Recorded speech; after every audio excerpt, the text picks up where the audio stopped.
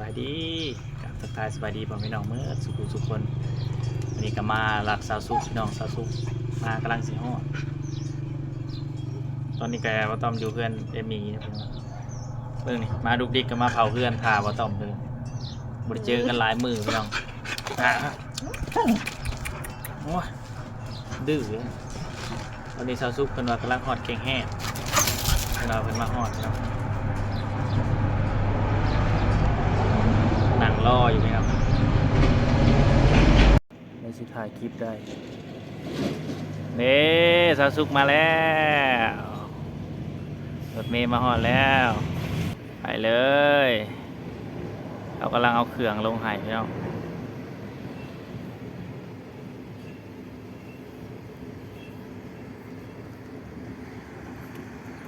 หลักสาวสุกเลยเรากำลังเครื่องลง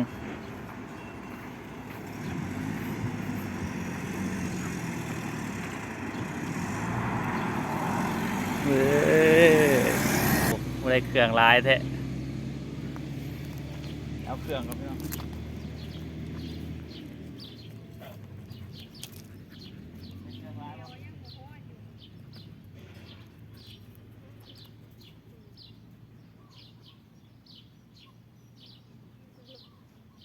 ลูกบิ๊กมาตอนใดว่าลูกบิ๊กมาอยู่นี่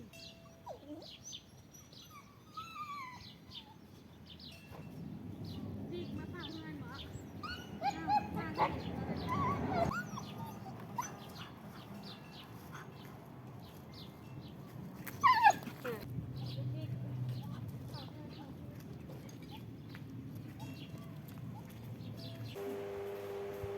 สบายดีพ่อแม่พี่น้องสาวซุกมาฮอดบ้านแล้วเนาะหลังจากไปหลายมือ ไปถึงมือ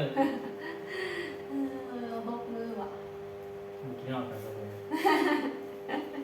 ตอนนี้สาวสุกมาหอดเดือนแล้วพี่น้องเป็นได้ยังไงว่ามันแพทย์ยังไงมาต้อนครับ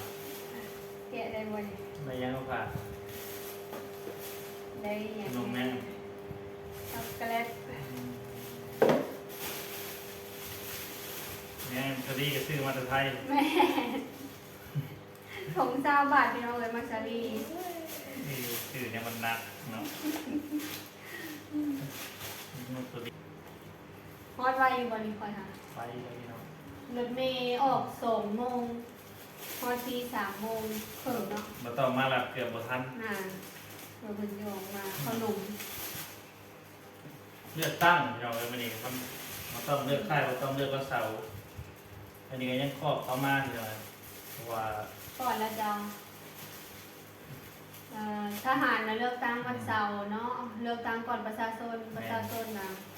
ยังอีกประมาณอาทิตย์หนึ่ง ประมาณ เลือก แม่นแหละประมาณตอนที่สองอาทิตย์แรกอาทิตย์สองแรก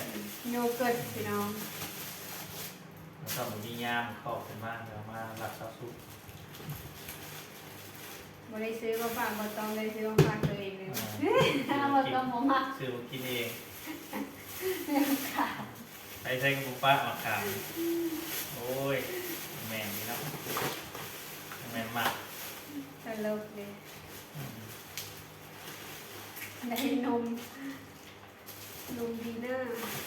เรียกมาซื้อมาฝากจัง ไหน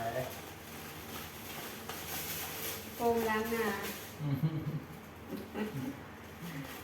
ในโกงล้างหน้ามาฝากปอตอมถ้ากับของใช้มาจับมาแจกนี่แหละพี่น้องเลย มันถ่ายตัวเอง ครีมอาบน้ำมันอย่างบนฝ้าแม่กะได้อันนี้ให้เวลาของสำคัญเพิ่นขวดน้ำตาลเข็มในการเต้นเลือด นี่มันแต่ อันนี้ก็เครื่องแก้มึงดู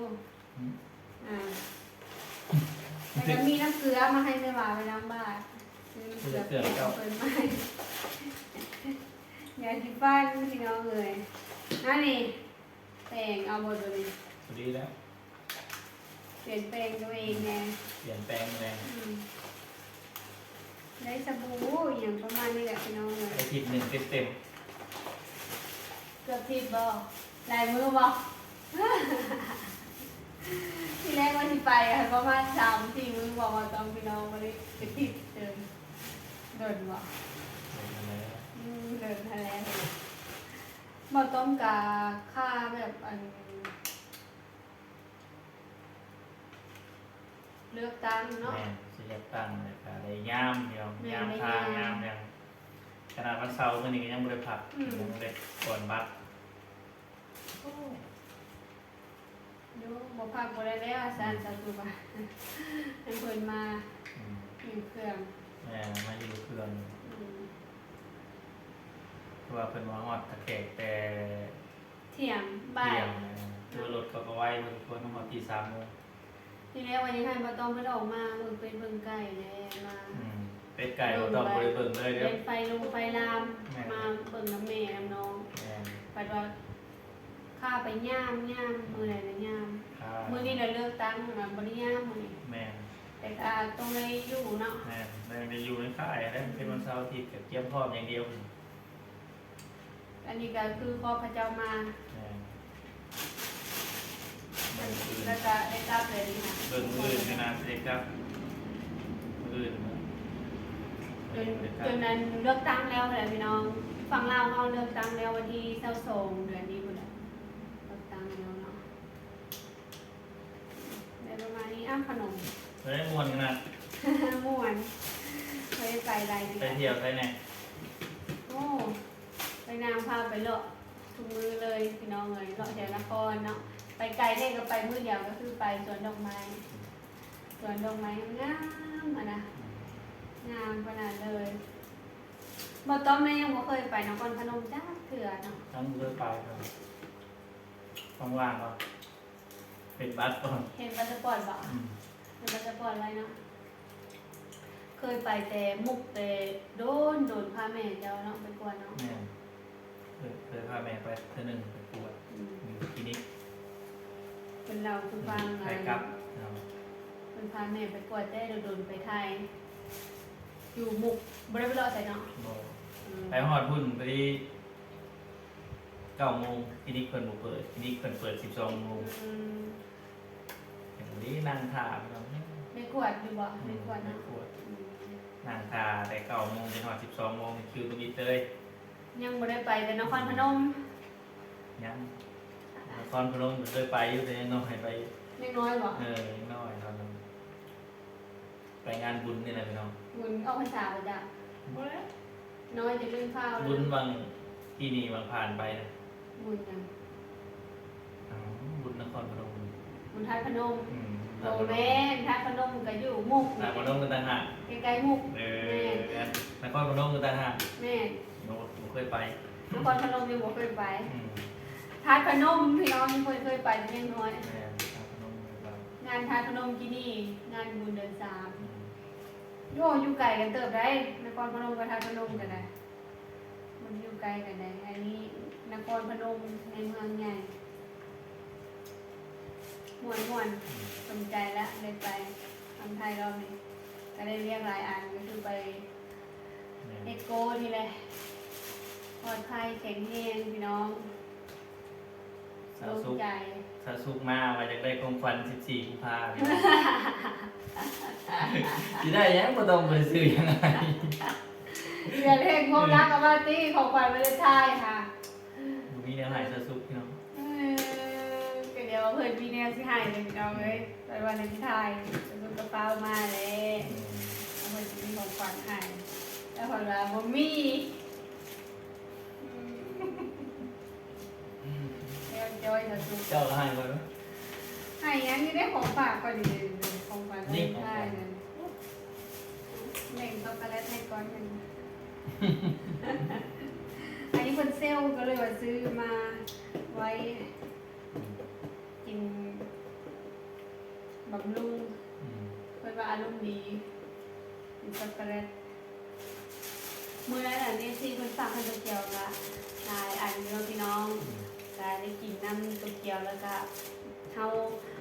อาลงใส่บาทน้ำเนาะแต่แซ่บติดใจพี่น้องเลยก็เลยซื้อมาอีกถือคนเซล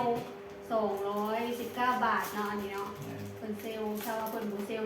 300กว่าบาทได้ เพิ่นก็เลยเอาจ้ะ มี16ลูก219 บาทพี่น้องพอซื้ออยู่เพิ่นเซลมันถือ ถึงลูกละ10กว่าบาทนิดๆนี่แหละถึงลูกละ14-13 บาทเนาะถ้าว่าเพิ่นบ่เซลลูกหนึ่งถึกเกือบ20 บาทอันบ่ ไปก็ตรงนั้น มาออกไปหาแม่บัดนี้ อันนี้นี่ว่าแม่อันเบิ่งเอิ้นมีชื่อเราพี่น้องเลยหมาดุกดิกพี่น้องเลย นอนเผาเพื่อนมันต้องมาเลยเห็น มาเลยจะมาเลยเห็นเลยเนาะ เห็น มันต้องมาเลยเห็นหมาดุกดิกอยู่เพื่อนหมีเลยพี่น้อง มา แบบหิวข้าวแล้วเมื่อกินอยู่พุ่นแล้วกันข้าวเพื่อนอยู่พี่พอดีค่อยมีกระดูกนี่อยู่ในมีกระดูกถ้าซุกได้ปลามาพาแม่วาปลาน้ำโขงปลากดเอามาไว้ต้มจังเจลแล้วก็กระดูกให้มาเฮาเลยแหละพี่น้องให้มาดุกดิกคือสิหิวข้าวจ้ะ ประมาณนี้เลยพี่น้องสำหรับคลิปนี้ก็ขอตัวลาไปก่อนครับในรายการฝากกดไลค์กดแชร์กดติดตามเพื่อเป็นกำลังใจให้เราทำในคลิปต่อไปสำหรับคลิปนี้กล่าวคำว่าสบายดี บาย